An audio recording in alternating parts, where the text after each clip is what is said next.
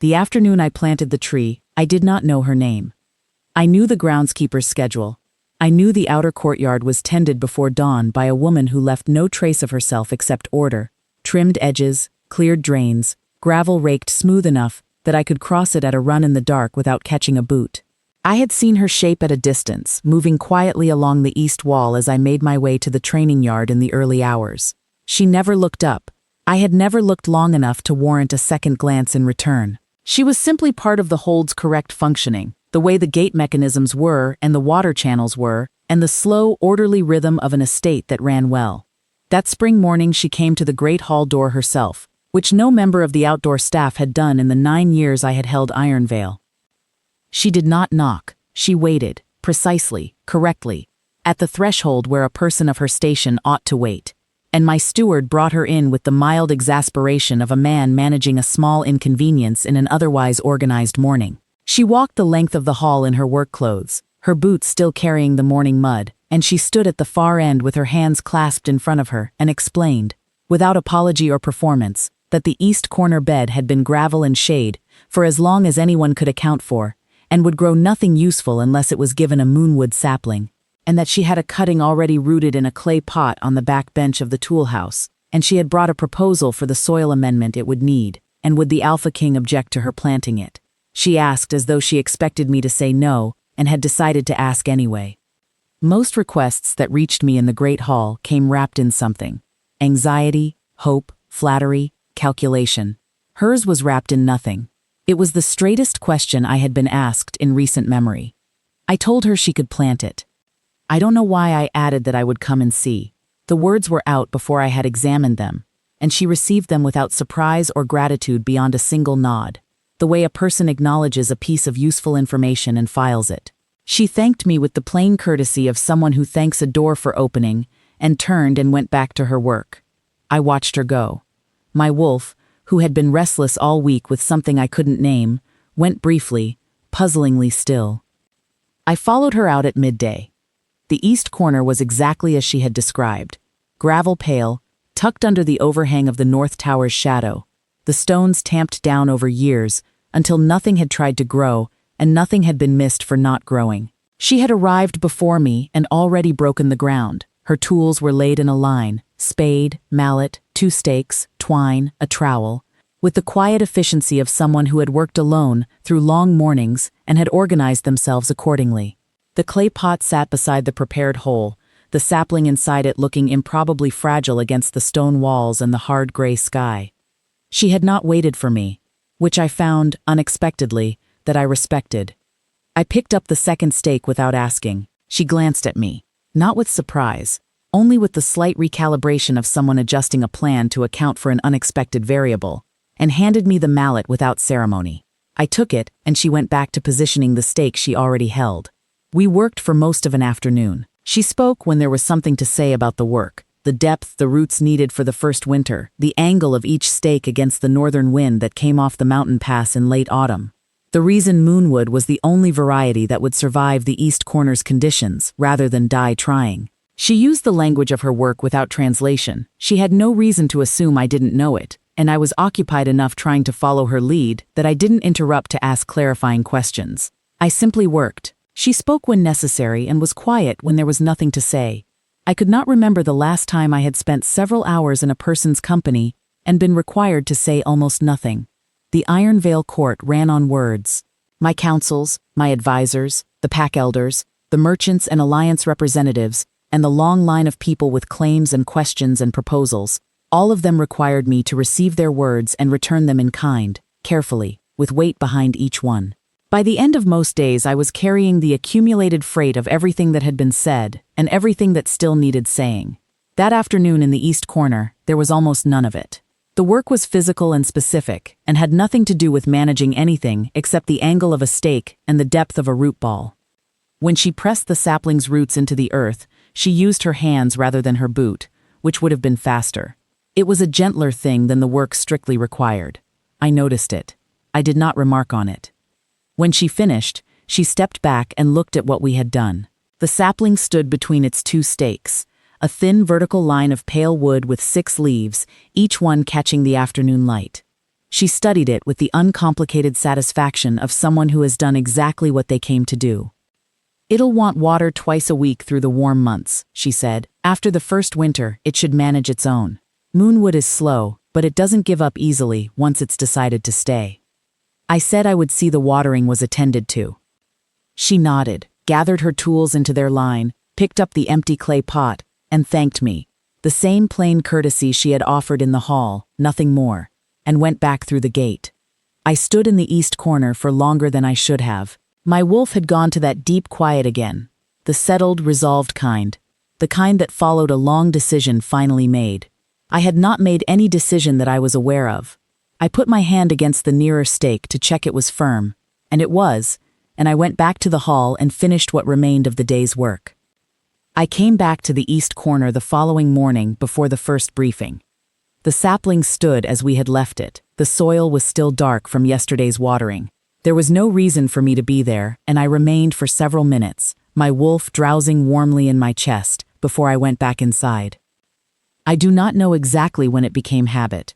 It arrived the way most habits do, without announcement, accumulated from small choices that never feel like choices at the time. By midsummer, I had instructed that the twice-weekly watering was to be done by my own hand rather than delegated.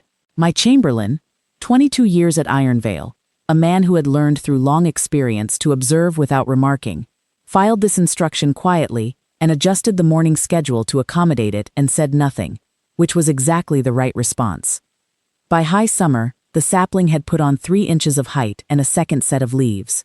I had, without quite deciding to, learned something about moonwood in the intervening weeks, that it took the better part of a decade to reach full canopy, that the heartwood was silver white and the bark would roughen to gray as it aged, that it flowered once in 7 years if the soil conditions suited it. I had not read about trees in some time. I read about moonwood in the course of preparing for a council meeting that had nothing to do with trees and simply kept reading afterward. I learned her name from the groundskeeper's roster that summer. Mira. It suited her. Brief and unshowy, no excess syllable. I did not use it. There was no occasion to. She had moved to the north yards for the summer rotation, and I saw her only at a distance when I crossed the inner court on my way to the stables. My wolf noticed her at those distances. I allowed this. The years moved. The second year the sapling doubled in height, and I found myself noting this the way I noted little else in my daily life. Not with triumph, simply with the quiet satisfaction of something going correctly. The hold had 3 significant disputes that year, 2 border negotiations, and 1 pack challenge that had to be managed carefully over 4 months. By year's end I had resolved all of them. The tree grew. Neither of these facts surprised me, though only one of them was the business of an alpha king. The third year brought the Morvalin ice storms, 3 weeks of sustained cold that came off the pass like something that had been waiting all year for permission. Sleet drove sideways through the outer courts. I spent more mornings than I should have in the east corner checking the canvas wrap around the tree's base, standing with my hand against the bark while the sleet came off the mountain and made the courtyard stones treacherous. My chamberlain rearranged my morning schedule quietly to ensure I reached the east corner before the briefings without having to account for the detour. He was a good man. I had told him so once, long ago, and the telling had done its work and required no repetition. The tree held. Moonwood, I had read in the second year, was made for northern cold. The heartwood built its density from hard winters, and the root system went deeper in poor soil than in rich, as though difficulty was what it knew best how to convert into strength. It had been in this corner long enough to trust the ground. I still checked every morning, because the checking had become the habit, and habit by this point had become something I did not question. My counselor Edrin mentioned the tree once, at the start of the 4th year. We had been walking the outer yards reviewing the spring repair schedule, and he stopped at the east corner and looked at the moonwood. It was past my shoulder by then, its branches beginning to find their lateral spread, the bark on the lower trunk already showing the first roughening of age, and said, "That's come on well," in the tone of a man noting something that has been successfully managed. I said it had been a good winter for it. He looked at the trowel and the small watering can that lived on the corner's stone ledge and said nothing further, and we went on to discuss the drainage repairs in the western passage. I respected his restraint as much as I had respected the chamberlain's. It was in the 4th year also that I began to recognize what the east corner was doing for me in the way I had never quite articulated before. I came there before council sessions that I expected to be difficult. I came there after decisions that had cost something. The alliance renegotiation. The difficult autumn when a senior pack member's grievance required an outcome that satisfied no one entirely. The long winter dispute with the Eastern Valley Holding that had no clean answer. I would stand in the corner with my hand on the bark and my wolf quiet in my chest, and whatever I carried out to the day I carried better than I would have carried it otherwise. The mornings I missed, ill or traveling, or held past dawn by something urgent, sat differently. The day ran, but it was like running over ground that hadn't been properly checked. I had told no one this. What I could have said, the Alpha King of Ironvale goes to stand beside a tree before important days because it steadies him. It was true. It was also the kind of truth that wanted to be kept until I understood it, and I did not yet understand it, and so I kept it. The 5th year the moonwood flowered for the first time. One branch, early spring. The blooms were small, pale cream, almost white, opening in the cold of pre-dawn and falling by afternoon. And I had not expected them because the books I had consulted said the first flowering typically came later, in favorable conditions. And this corner's conditions were not favorable by any ordinary measure. But the tree had apparently not read the same books. I found the flowering branch on a morning in early spring, when the hold was still half dark, and the air had the particular quality of cold that smells like the end of winter rather than the middle of it. I stood for a long time looking at it. I thought about the afternoon 7 years prior. 5 years now. But I thought of it as 7 for some reason I could not place. As though the tree had more time in it than the calendar did. The way the work had been quiet. The way she had handed me the mallet without looking up, without ceremony, because there was a stake that needed setting and I was the nearest person with a hand free. The way she had not made a gift of the afternoon or a debt of it, but simply worked beside me, as though I were another body in the yard that had decided to be useful, and that was enough. My wolf was warm. He was always warm in this corner, warmer in spring than in other seasons. The 5th year was also when I admitted to myself, clearly, without the gentle imprecision I had been allowing, that I did not come to the corner only for the tree. I came because the corner was the one place at Ironvale that felt entirely settled, in a way I could not account for with anything other than the afternoon that had made it, and the morning after, and all the mornings since, and the fact that the woman who had planted this sapling was somewhere in the hold's outer grounds doing her work with the same unhurried precision, and I had never once told her that what she had brought to this corner had not stayed only in this corner. By the 6th year, the moonwood stood well above my head, its canopy throwing a circle of pale morning shade on the courtyard stones. I had cleared the gravel within that circle and replaced it with dark river stone edging, and what had been a forgotten scrap of shadow at the base of the north tower was now, by any honest assessment, the most deliberately tended space in the hold. I thought about Mira, increasingly, with a specificity that had moved past idle and into something more purposeful, the way a thing you have been walking around begins, after a long time, to declare itself as the thing you have been walking toward. I had reached the point where I would either do something about this or decide clearly that I would not, and I had been doing neither for most of the 6th year, circling it with the same inefficiency I had never allowed myself in any other matter of governance. My wolf had an opinion. He declined to express it in any form I could act on directly. He went warm when I thought of her. He went still in the east corner. He settled every morning I stood there and stirred on every morning I did not. A warmth in the chest is not a policy. A wolf's patience is not a plan. I was running out of arguments for delay. In the 7th year, late autumn, the new head steward brought a charge to the Great Hall. Barton had been with us 8 months. He had arrived from the southern hold at Ashenvale with excellent references and a thorough approach to inventory management, and the stores had been running tighter under his oversight, and I had not examined closely enough the methods that produced the tidiness. His record-keeping was meticulous. What it was not, I would learn, was accurate about the difference between a discrepancy in a log and an act of wrongdoing by a person. He laid the case out before the council in the morning. 14 pounds of winter grain seed, missing from the inner stores against the autumn count. The last person logged into that section on the date in question carried a single name in the entry. Mira, inner grounds, rotation 4. The count did not reconcile. The conclusion, by his accounting, was evident. My chamberlain came to me before the hall assembled, which was his habit when something required my attention before it became public.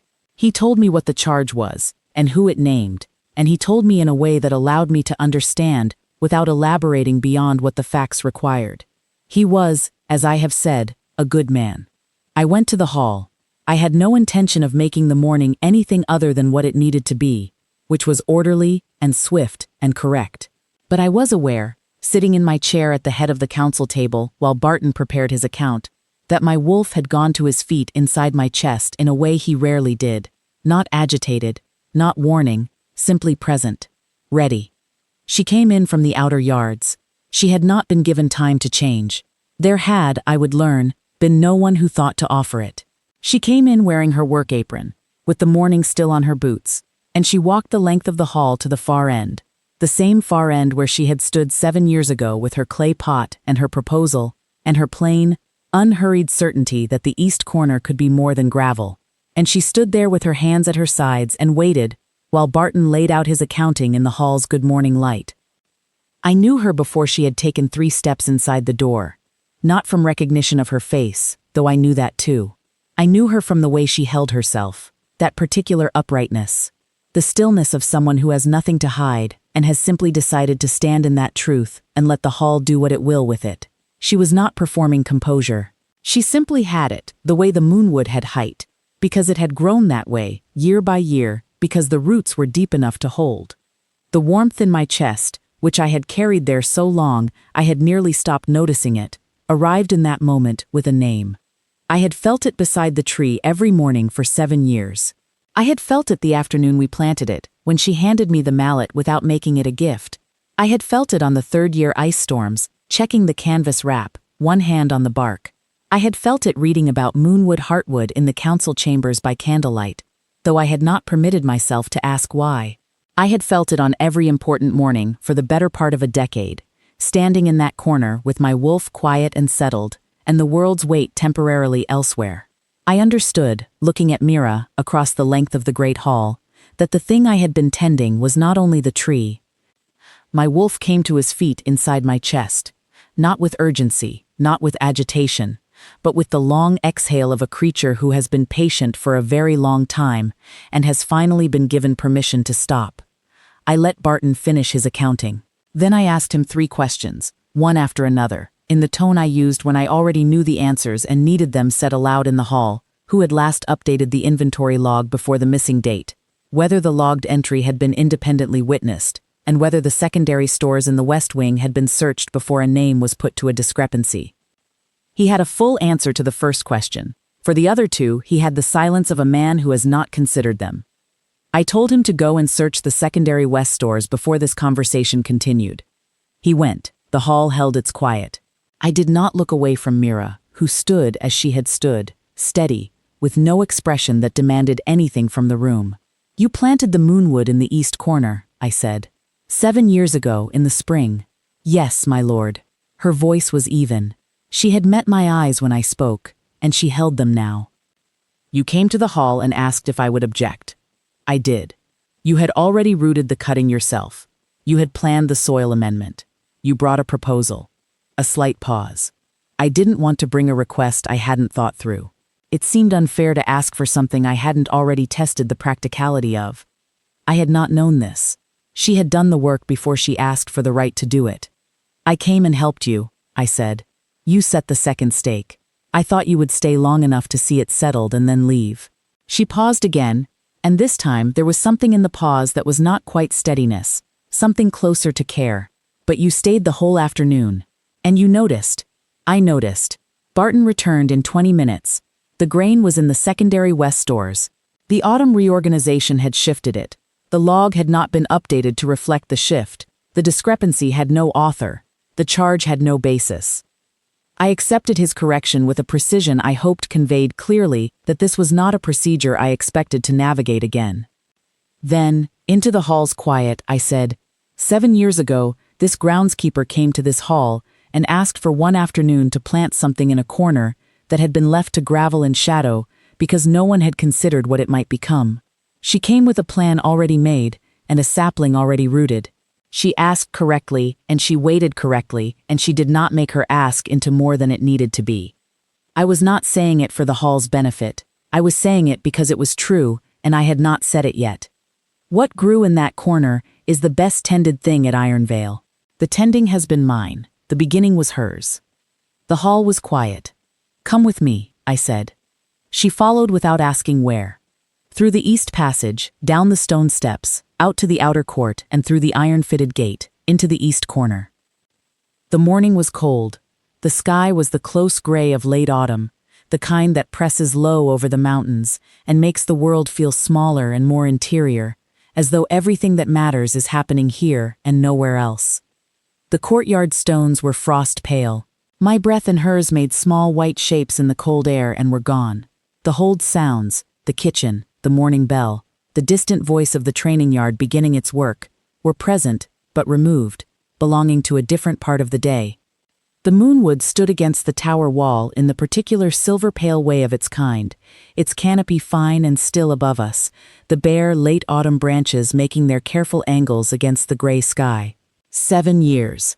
It was taller than me now, its bark gone silver-gray at the base and smooth higher up where the growth was younger, the transition between old wood and new wood visible in a line about halfway up the trunk. I had pruned it twice and gotten the shape wrong once, and the second time I had asked for instruction before I touched it, and what grew from that correction was something between what I had meant to make and what the tree had decided it would be. I had come to think this was the correct result. Mira stood beside me and looked at it. The satisfaction was there, the same expression she had worn the afternoon she firmed the soil around the roots, uncomplicated, genuine. But there was something else beneath it now, something quieter and less certain, the look of a person who has found something they did not expect to find and is not yet sure what to do with the finding. I didn't know you kept coming back to it, she said. I didn't know I was going to when I followed you out that morning. She was quiet for a moment. The wind came through the gate and moved the uppermost branches, and they settled again. Why did you follow me out? It was a fair question. I had not had a satisfying answer to it for 7 years. My wolf went quiet when you spoke in the hall, I said. He had been restless for a week before that, with something I couldn't identify. When you made your request, he simply stopped. And then when I said I would come and see, I had already said it before I understood why. She turned to look at me, and I saw the question in her steadiness again, the one she had been holding through the hall's proceedings, careful, contained, not demanding anything from me. He has been quiet in this corner every morning since, I told her. Not the quiet of absence, the quiet of something resolved. I have come here before every difficult thing for 7 years, and each time I came back inside, I was better able to do what the day required. I looked at her. I believed for a long time that it was the tree. The particular way the morning light comes through the canopy. The habit of it. Something in the stillness. I did not look away. I have been less honest with myself than I should have been. Her hands, which had been clasped in front of her the way they always were, that habitual, practical stance, were very still. The warmth I carry in my chest, I said, has been there since the afternoon we planted this. I have not named it until this morning. I do not have a reason to delay naming it further. I held out my left hand, not as a command, not as a claim or a performance for a watching court. As a question, the same as she had asked me 7 years ago. I have a thing I have considered carefully. I believe it has value. Do you object? The mate bond was a steady warmth along my wrist, quiet and certain. The same warmth I had been carrying there so long it had become the temperature of my resting state. In the morning light of the east corner, I could see it clearly for the first time. Faint silver at the edge, the color of moonwood bark, as though it had been learning the language of this place all along. She looked at my hand, then she looked at my face, the steadiness in her doing something it did not often do, moving, shifting, allowing. Then she placed her palm against mine. The warmth moved, not like a tide breaking, like a tide turning, a slow, complete deepening, the feeling of something vast and patient finally shifting into its proper alignment. It did not arrive as lightning or fire. It arrived the way the tree had arrived, quietly, over time, as the accumulated weight of something that had been going deeper the whole while I was looking elsewhere. The bond settled between our joined hands in the way the sapling's roots had settled into the amended earth that spring afternoon 7 years ago, without drama, with absolute intention, going deep enough that it would hold through any winter. My wolf exhaled. 7 years of patient quiet. and now the stillness on the far side of completion.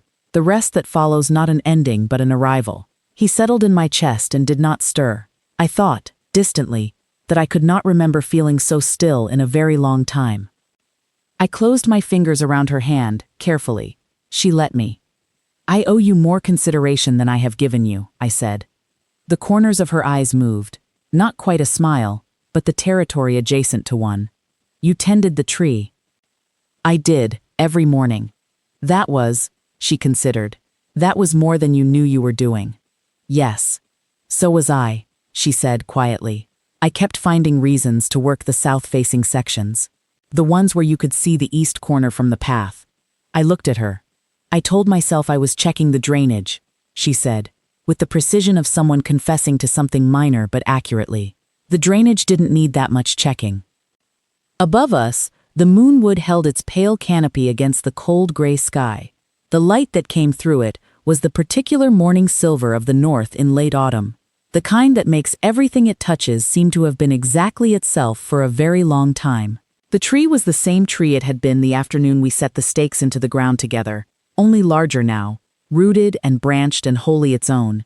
What we had planted between us that afternoon was the same, small then, younger than we knew, going quietly deep while neither of us stood over it and demanded it hurry.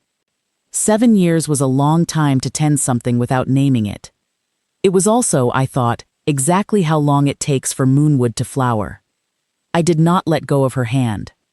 The Hold's bells would ring soon, and the day's work would begin, and there was a steward who needed better instruction in the difference between a discrepancy and a crime, and a council briefing, and the end-of-season accounting for the north pastures, and 40 other things that required the Alpha King's attention before nightfall.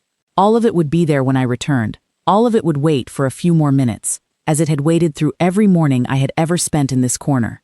The Hold had always run well enough when I gave the east corner its due time. I saw no reason today should be the exception. The morning could be, for a moment, only the east corner and the tree and her hand warm in mine, and the long, quiet exhale of something that had been patient, and was patient no longer, and had no need to be.